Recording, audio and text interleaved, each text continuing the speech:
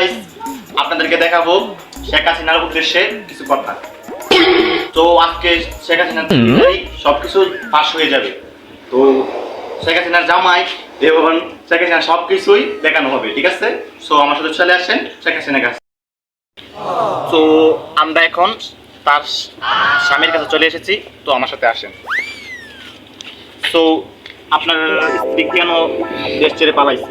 আমার স্ত্রী দেশ ছেড়ে পালাইছে কারণ হলো আমার স্ত্রীর 4টা স্বামী ছিল, আমি ছিলাম 4। ও, তো অস্ত্রের চরিত্রে কেমন ছিল? আসলে তো খুবই ভালো ছিল। খুবই ভালো। তো আপনি তো আর কি আসবে না?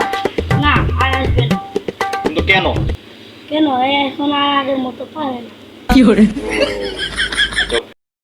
তো আমি যদি আপনার নামে একটা সিলুক বলি তাহলে আপনাকে না করতে হবে? না না না, বলেন বলেন, আমার স্ত্রীর নামে কিছু বললে আমার আর ভালো লাগে না।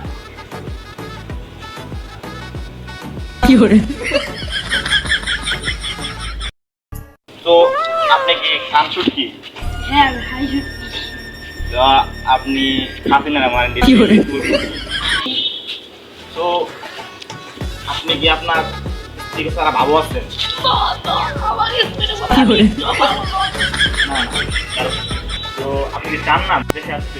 হ্যাঁ, আমি চাই দেশে আসতে, কিন্তু আমাদের সংগ্রাম যে আন্দোলন হচ্ছে আমাকে দিবে না আসতে। তো ওরা কি? আমার সন্তান একজন ছেলে। আর